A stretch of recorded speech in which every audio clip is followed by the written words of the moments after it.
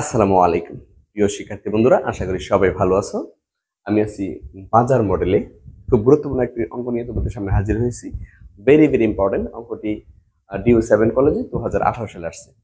আমরা মনোযোগ সহকারে প্রথম থেকে শেষ পর্যন্ত ক্লাসটি দেখব এবং অঙ্কটি ভালো করে কমপ্লিট করার পর আমি যেটা হোমওয়ার্ক দিচ্ছি কমপ্লিট করে নেব ইনশাল্লাহ। ওকে, শুরু করি সমাধান।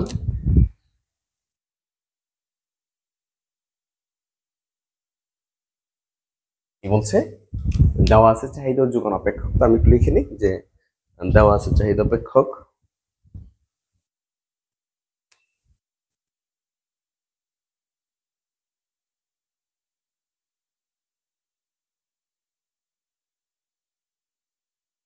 দেওয়া আছে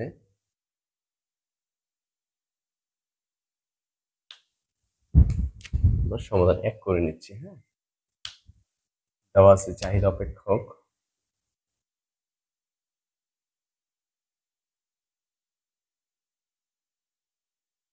quantity of demand সমান 1 minus 4p। চাহিদা অপেক্ষক কিউডি সমান 21 minus 4p এবং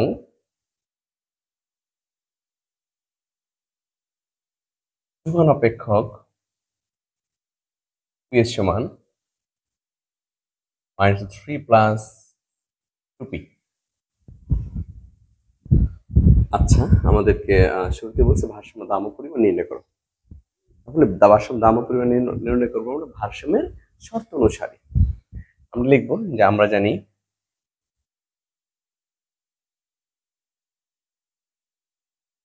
বাজার ভারসাম্যের শর্ত অনুসারে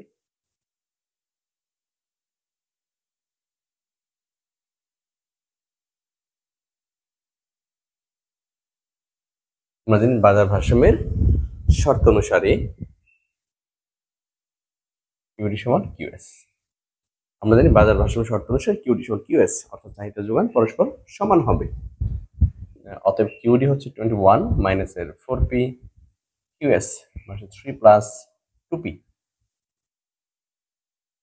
বা আমরা এখন পি গুলোকে বাম পাশে আনবো, কারণ চলক সমূহের চলক এখানে পি এখানে পি, হ্যাঁ একই চলক, বাট চলকের পাওয়ারও একই।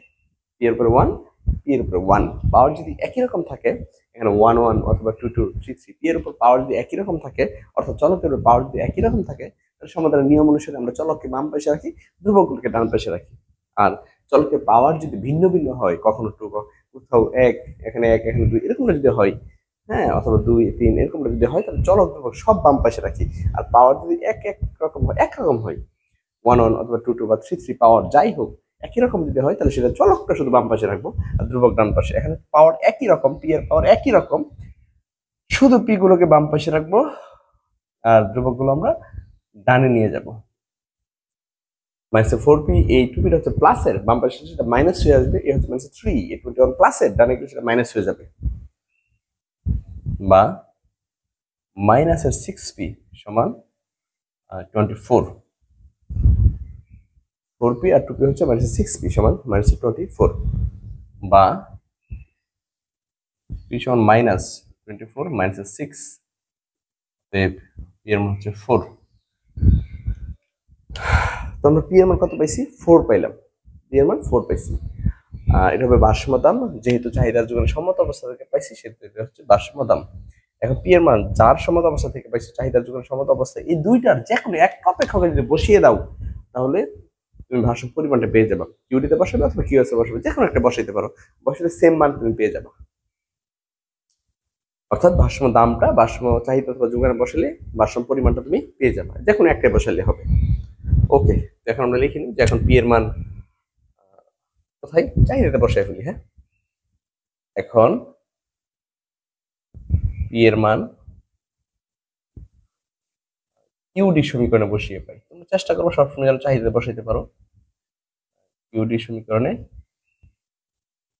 বসিয়ে পাই, পি এর মান কিউডি সমীকরণে বসিয়ে পাই, কিউডি সমীকরণে বসিয়ে পাই। তো যদি কিউডিতে বসাও, কিউডি সমান 21 minus 4p, 21 minus 4 into P এর মান 4, 1 মাইনাস 16 5, কিউডি আমরা 5 পেয়ে গেছি।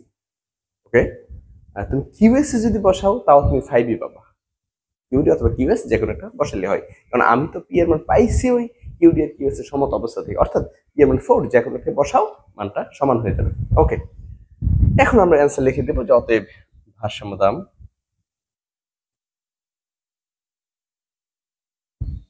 পি বার সমান, ভার বুঝাইতে ভারসাম্য বুঝাইতে একটা বার দিয়ে আমরা স্থির মান বুঝাইতে একটা বার হবে, এই টানটাকে আমরা বার বলে থাকি। 4 টাকা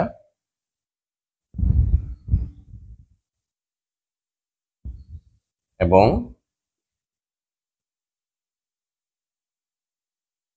ভারসাম্য পরিমাণ কিউ বার 5 একক, কিউ বার 5 একক, ভারসাম্য দাম পি বার সমান 4 টাকা, ভারসাম্য পরিমাণ কিউ বার সমান 5 একক।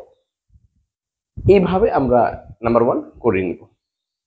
ওকে, এরপরে যাব আমরা 2 নম্বরে, আর অ্যান্সারটা আমি একটা জায়গায় লিখে রাখি, পরবর্তীতে কাজে লাগতে পারে। পি বার সমান পাইলাম আমরা 4, আর কিউ বার সমান পাইলাম আমরা 5। ওকে, পরে কাজে লাগতে পারে, দেখে নিলাম। আচ্ছা,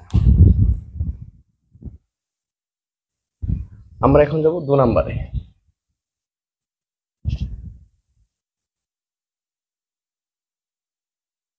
নাম্বার যাব 2 নম্বরে।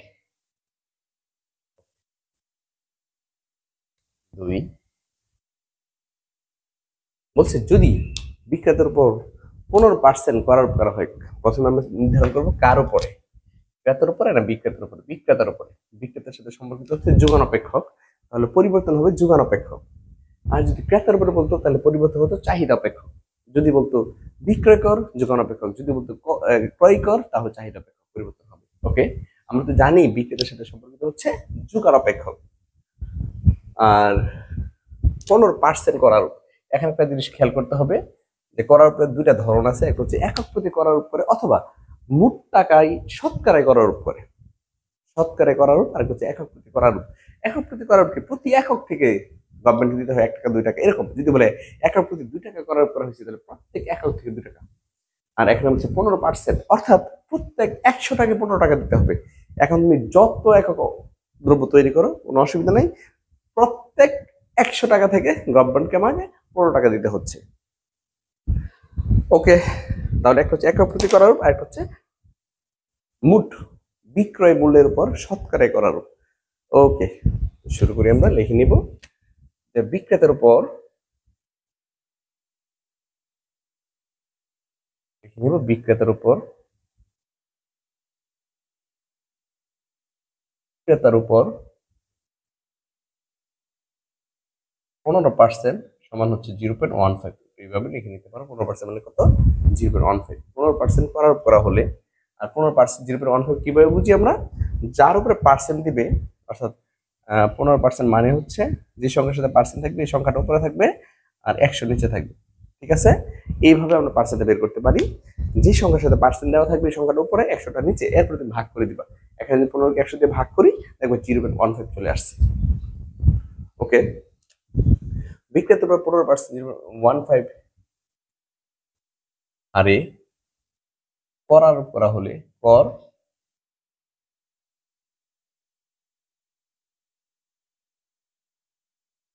বিক্রেতার উপর 15% মানে 0.15 হারে করা হলে নতুন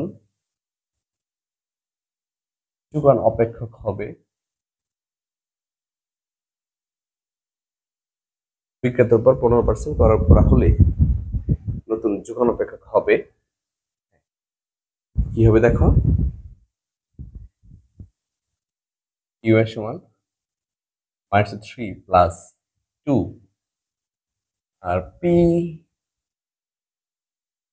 মাইনাস, হ্যাঁ, করার ফলে বিক্রেতার কাছে টাকাটা গভর্নমেন্টের কাছে চলে যায়, অর্থাৎ সে মূল্য হিসেবে যা পাবে সেটা তার কাছে থাকে না, একটা অংশ সরকারের কাছে চলে যায়। যেহেতু দাম পুরোটা পাচ্ছে না, গভর্নমেন্ট নিয়ে যাচ্ছে, এটা একটা বিয়োগ হবে, দাম থেকে বাদ যাবে, দাম থেকে বাদ যাবে। ঠিক আছে, কত বাদ যাবে দেখো, শতকরা করার ফলে এখানে যে সংখ্যাটা আমি পাচ্ছি এখানে 0.15 0.15। তবে কোনটা থেকে মূল্য থেকে একক প্রতি না এই কারণে পি হবে, অর্থাৎ প্রত্যেক দ্রব্যের মূল্য থেকে মূল্যের শতকরাই 0.15% কর, মূল্যের 15%, কারণ এখানে মূল্য চলে আসবে, মূল্যের 15% কারণে এখানে পি চলে আসবে। অর্থাৎ যদি শতকরা করার পরে তাহলে অবশ্যই অবশ্যই ওই সংখ্যার সাথে পি চলে আসবে, এটা মনে রাখবা। অর্থাৎ মূল্যের 15%, ব্যাস। আর এখানে অবশ্যই যেহেতু কর বলছে আমরা এখানে পি লিখে নিই, ঠিক আছে। তাহলে -3 + 2 যদি এখানে বিয়োগ করো, একটা পি এখানে আছে, একটা পি থেকে 0.15 পি চলে যাবে, একটা পি থেকে 0.15 পি চলে গেলে থাকে 0.85 পি, 0.85 পি। দেখো তো বুঝছো না, এখানে এখানে কয়টা পি? একটা পি, 1 পি, সহগ হিসেবে 1 আছে কিন্তু 1 পি, 1 থেকে 0.15 চলে যাবে, 1 থেকে যদি 0.15 চলে যায় তাহলে 0.85 পি থাকে, বুঝো নাই? একটা পি থেকে 0.15 পি চলে যাবে তাহলে 0.85 পি থাকবে, ব্যাস। 3 প্লাস, যদি এখন সংখ্যা দিয়ে গুণ করো, 0.85 কে 2 দিয়ে গুণ করো,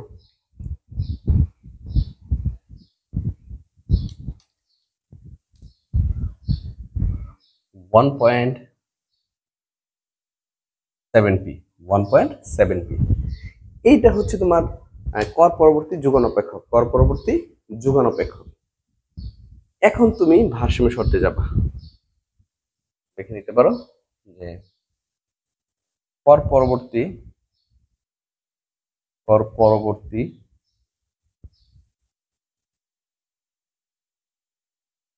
ভারসাম্যের কর পরবর্তী ভারসাম্য শর্ত অনুসারে, কর পরবর্তী ভারসাম্য শর্ত অনুসারে, তো কর পরবর্তী ভারসাম্য শর্ত অনুসারে কিউডি তো থাকবে, আর কিউএস না বসে এখানে কর পরে যে যোগানটা পাইছো ওইটা বসাবা, ঠিক আছে।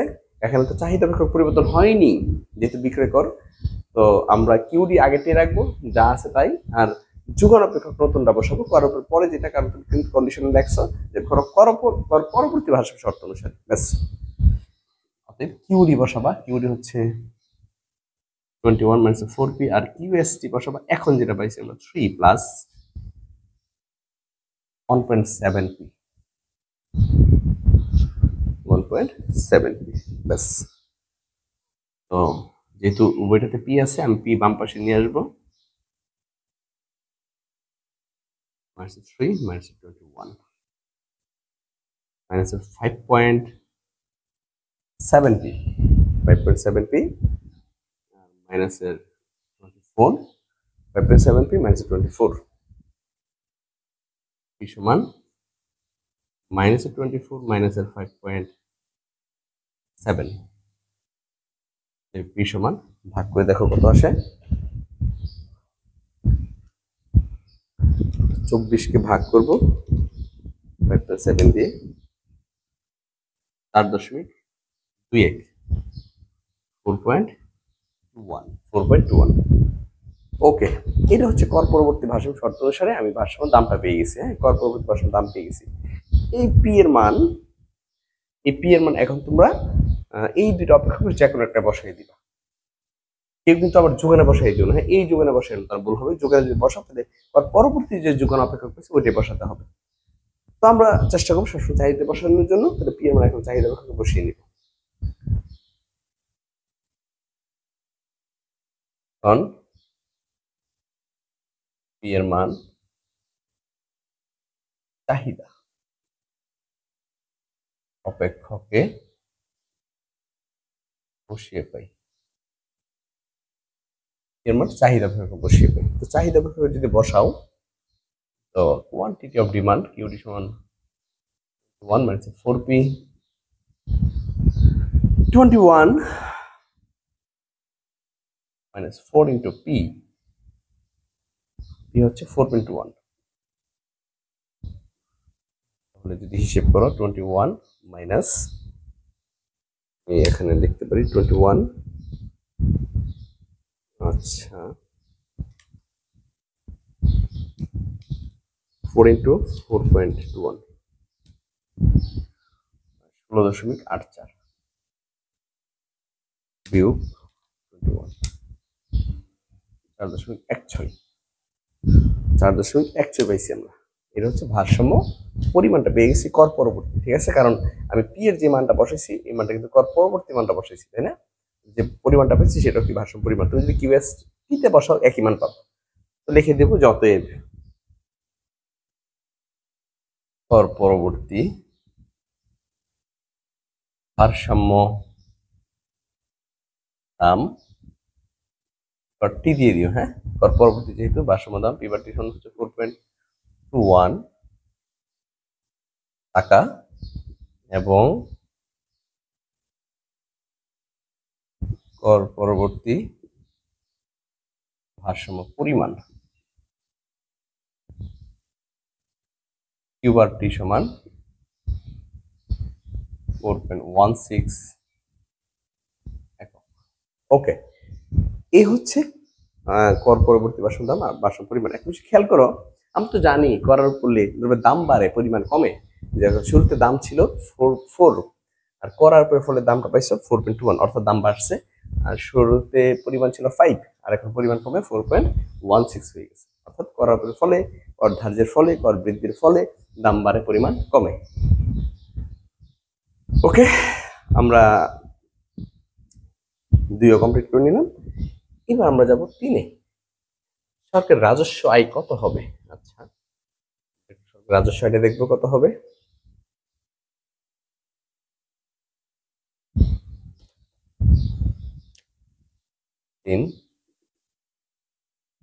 সরকারের রাজস্ব আয়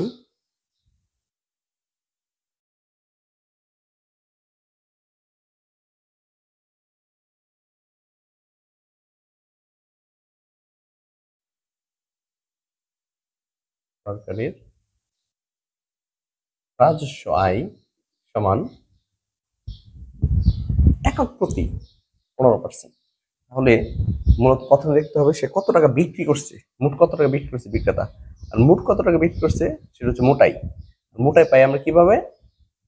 কিউ বার আর হচ্ছে পি ইন্টু কিউ, তাই না? P into Q.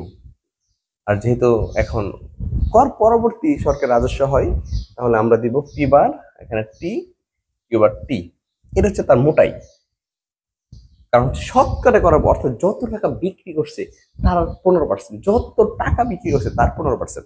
কত টাকা বিক্রি করছে সেটা আমরা জানি পি ইন্টু কিউ, মোটাই। এই মোটাই সে হচ্ছে কত টাকা বিক্রি করছে, তাহলে মোটাই ফর্মুলা কি? P into Q. P into Q যেহেতু কর পরবর্তী, এখানে পি বার টি, কিউ বার টি, তার সাথে হচ্ছে ট্যাক্স। তাহলে এবার তুমি মান বসায় দাও। পি বার টি কত? পি বার টি পেয়েছি আমরা ওই যে 4.21, কিউ বার টি কত পেয়েছি 4.16 ইন্টু ট্যাক্স। ট্যাক্স হচ্ছে 15%, 15% মানে হচ্ছে 0.15, যেহেতু টি সমান 15%। এখন হিসাব করলে কত আসে?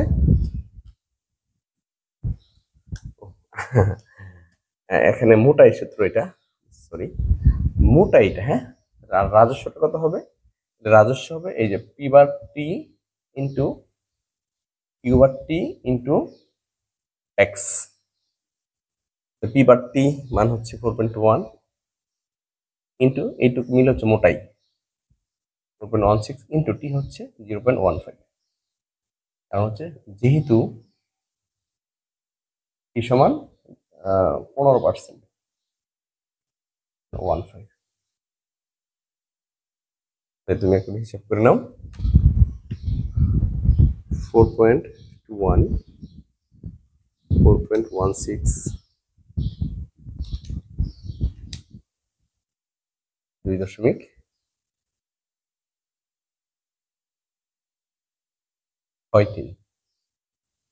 আবার হিসাব করে নিই 4.1, 4.16, হ্যাঁ 2.63। ওকে, তাহলে আমরা এখানে সরকারের রাজস্ব হবে কত টাকা? 2.63 টাকা। এটা হচ্ছে সরকারের রাজস্ব। আমরা এইভাবে সরকারের রাজস্বটা বের করে নিব। আশা করি সবাই বুঝতে পেরেছো। আমি এখন দুটো হোমওয়ার্ক দিচ্ছি, তোমরা দুটো হোমওয়ার্ক করে নিবা। প্রথম হোমওয়ার্কটি দেখো যে একটি পণ্যের চাহিদা যোগান অপেক্ষক যথাক্রমে কিউডি এবং কিউএস দেওয়া আছে। এই অঙ্কটা আসছে তোমার ডিউ 7 কলেজ 2017 সালে। আর ডিউ 7 কলেজ 2017, ডিউ 7 কলেজ 2017 সালে। আমরা খুব গুরুত্ব সহকারে করে নিব। তোমরা এই অঙ্কটা করে ভালোভাবে কমপ্লিট করলেই 2 অঙ্ক পারতেছো। তো সেম অঙ্ক, প্রথমটার মতো এক আর এখানে 2। ভাষণ দাম পরিমাণ বের করবো। এরপর যদি বিক্রেতার পর 10% হচ্ছে 0.10 করার পর হলে ভারসাম্য মূল্য পরিমাণ নির্ণয় করো। তাহলে এখানে 1 2 সেম। ওকে। আর দ্বিতীয় হোমওয়ার্ক যেটা, সেটা হচ্ছে চাহিদা অপেক্ষক দেওয়া আছে, যোগান অপেক্ষক দেওয়া আছে। ধরা যাক বিক্রেতার পর 6% বিক্রয় কর আরোপ করা হলো, বিক্রয় করে বিধিত বলছে এবং 6% বলছে। কর পরবর্তী ভারসাম্য দাম ও পরিমাণ এবং সরকারের রেভিনিউ মানে হচ্ছে সরকারের আয় বা সরকারের রাজস্ব, সরকারের রাজস্ব বা সরকারের আয় কত। এখানে হিসাব হচ্ছে তুমি এই অঙ্কের মধ্যে প্রথমে ভারসাম্য দাম আর পরিমাণ বের করতে হবে, কর ছাড়া ভারসাম্য দাম পরিমাণ বের করতে হবে। এখানে যেমন কর ছাড়া ভারসাম্য দাম পরিমাণ বের করছিলাম, বাট এখানে কর মানে প্রাথমিক ভারসাম্য দাম ও পরিমাণ বের করার প্রয়োজন নাই। অর্থাৎ কিউডি সমান কিউএস যেই ভারসাম্য কন্ডিশন ওটা লেখার প্রয়োজন নেই। আমরা শুরুতেই পরে চলে যাব, লিখবো যে বিক্রেতার উপর 6% বিক্রি করে আরোপ করা হলে নতুন যোগান অপেক্ষক হবে। আমরা এটা দিয়ে শুরুই করবো, নতুন যোগান অপেক্ষক হবে, তুমি যোগান অপেক্ষক চেঞ্জ করে দিবা। ঠিক আছে, যোগান অপেক্ষক বুঝে 6% মানে হচ্ছে 0.06, আর যোগান অপেক্ষক যেটা হবে কিউএস টি সমান 4p মাইনাস 0.06p, 6% 0.06p মাইনাসের 79। এইভাবে নতুন যোগান অপেক্ষকটা হবে। এরপরে লিখবা কর পরবর্তী ভারসাম্য শর্ত অনুসারে যেটা হবে কিউডি সমান কিউএসটি। এইভাবে তুমি ভারসাম্য দাম পরিমাণ বের করবা এবং সরকারি রাজস্ব বের করে নিবা। তো এই অঙ্কটা যদি মনোযোগ সহকারে ভালোভাবে করো, বুঝো, তাহলে পরের দিনটা খুব সহজে করতে পারবা। আশা করি ক্লাসটি অনেক ভালো লাগছে তোমাদের। আর আমার ক্লাস যদি ভালো লাগে তুমি তোমার বন্ধু বান্ধব সবাইকে আমার অনলাইন ক্লাসের বিষয়ে শেয়ার করো। ভালো থাকো, সুস্থ থাকো। আসসালামু আলাইকুম।